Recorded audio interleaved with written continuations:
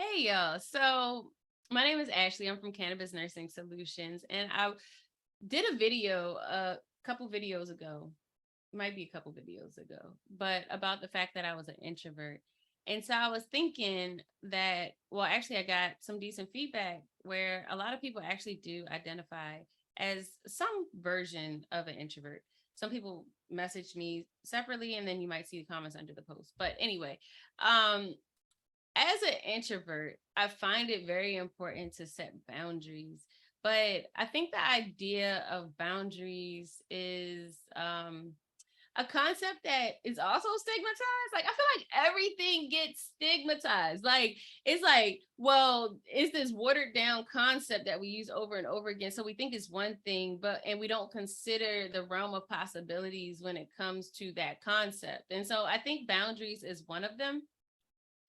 And so boundaries generally are, do I want you near me or not? Right? Do I want you to participate in this activity that I'm doing?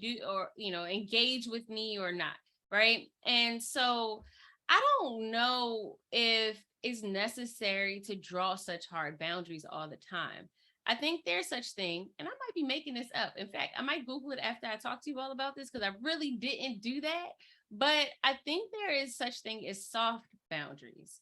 And I feel like those soft boundaries are more about how do you preserve what you're offering, but still engage in the activity. And so this came up in my branding you program. So a lot of you may not know, but I've been trialing out my branding you program, how to help other nurses to evolve beyond the stigma in order to monetize and leverage social media and all the technology that we have to essentially help shift the narrative around cannabis medicine. And part of that is understanding what your brand story is, what your gifts are, what your skills are, what's monetizable and what's not. And so the conversation came up with that group where we were talking about setting boundaries during podcasting. And one of the things that I shared with them was that we need to make sure that we're clear about or intentional about what we're prepared to share, because there are aspects of us, all of us, that are that we're dealing with in real time, experiences that we're dealing with in real time that haven't really come to the point of achieving the wisdom behind it, the lessons behind it, and it still evokes emotion within us. And so a lot of times when we are sharing parts of us, we aren't necessarily prepared to share other parts of us. And so that requires very intentional boundaries around that. And when you're being interviewed for podcasting, sometimes the sky can be the limit depending on who the interviewer is. And so it's also true when you're dealing with like customers, clients, patients, family, right? Where there are aspects that you're willing to share because I've dealt with it, I've coped with it. It no longer evokes the emotion, even though maybe it was a bad thing, maybe it was a good thing, regardless of what the emotion evoked was. Um, I have dealt with it, I've settled within it, and now I can share that with you, or I can now engage with you in a particular activity, conversation, or whatever that looks like for you and that other individual. And so, as an introvert, I have this intricate maze of and complicated maze of emotional like roller coasters that I need to go through within myself, right? And it can get pretty complicated in there, guys.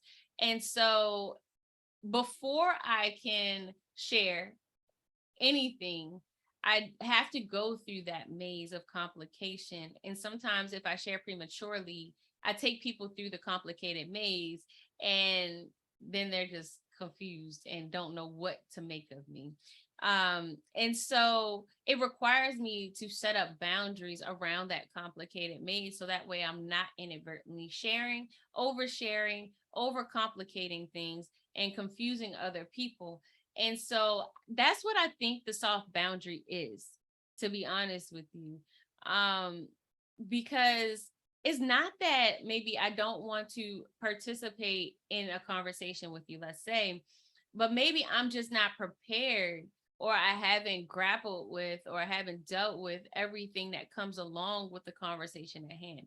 Now, does that mean that I never, like, I should be held accountable to actually going through that process?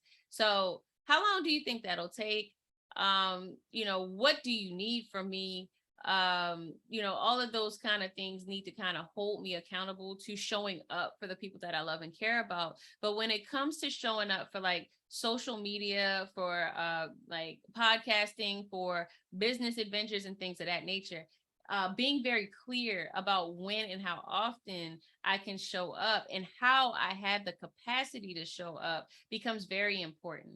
And so when we go back to the concept of like podcasting, let's say, a lot of times podcasters will give you a question, a list of questions that they want to go through, and sometimes they'll go off the cuff. And a lot of times, good interviewers know, like, hey, I'm going to probably just stick to these questions, or they'll say something like, sometimes I insert other questions here. Are there any hard or soft boundaries that you don't want to cross? And that's when it becomes important for you to say, well, I'm comfortable with everything except this thing may be a trigger for me. I'm not sure how I'll respond to it. And being able to have the confidence to set those boundaries in real time. So even when questions are asked of you, being able to say, hey, this, I don't feel good about answering this, so can we move on to the next question? Or being able to frame it in a way where you're saying, hey, like, this is the aspect that I am willing to share. I'm not willing to share that other part that you're asking me about. Being an introvert is also very interesting because I have to do a lot of internal work. And I think I talked about that already. But that internal work sometimes can come off as like standoffish and aloof and like not really caring and not really wanting to participate. But that's not the case. Like, it just takes a lot of time for me to kind of find that space. And so once I become more accountable, like, yeah, people are supposed to be accountable to me, but once I started becoming accountable for my personal like journey and experience when dealing with people outside of myself, those boundaries started to look really different. So can I hang out on a Friday? Absolutely can, but just know that I may not be able to.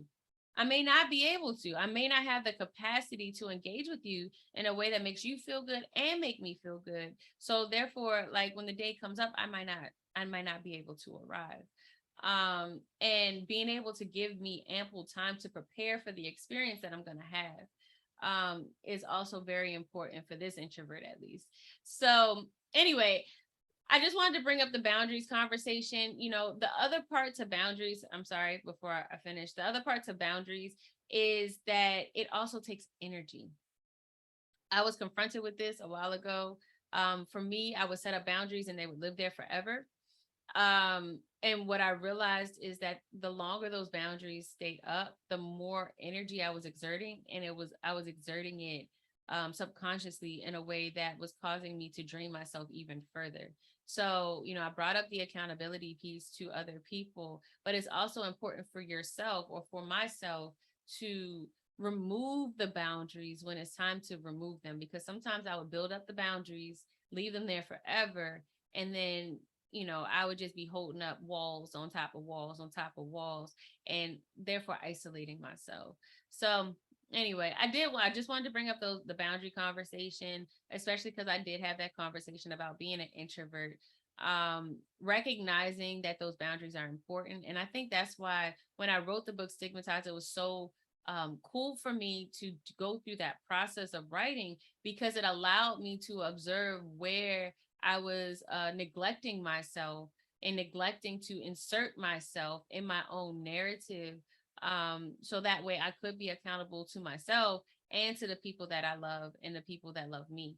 So how how do you insert boundaries into your life? Do you lack accountability for building up those boundaries and taking down those boundaries? I'm curious to know, like, a few of you told me you were introverts. So I'm wondering, like, how do you approach the concept of boundaries? Or is it something hard for you? Because I know a lot of people even struggle with putting up boundaries because they feel like they're being mean to people and things like that. And that's real too, because people take it personal. So anyway, let me know what you think. Don't forget to get a copy of the book Stigmatized, because I talk a lot about some of the experiences that I've had where I discovered some of these concepts and these aspects of me. What people don't realize is that the idea of stigma came from my work in the cannabis industry, and it just evolved. And I realized that the stigma is something that, like, we stigmatize everything. We stigmatize anything from like your hair to like your feminism to your role, jobs, responsibilities. And so what I'm trying to do with these videos of late is to kind of dispel some of the ideas and some of the stigmas that exist by just expressing them and sharing them with you, because I think a lot of times we keep these concepts to ourselves. And I recognize that first with the cannabis concept, where a lot of people do use and consume because they don't recognize that they are self-medicating. And so it's important to just have the conversations so that way we can get some of these ideas out in the open so we don't have to feel so alone. So anyway, get yourself a copy of the book Stigmatized. You can go to www.stigmatizethebook.com. If you do already have the book, please go to Amazon and leave a review. That's how we let let the world know that this is a reputable book. And if you hate the book, tell me you hate it. If you love the book, tell me you love it. And let me know if you have any questions about how you too can enter the cannabis industry. If you're interested in learning more about cannabis medicine, or if you just want to learn more about my ideas about the stigma, I have webinars and things of that nature to kind of help you evolve beyond the bedside. So have a great day. I'll talk to you soon. Bye.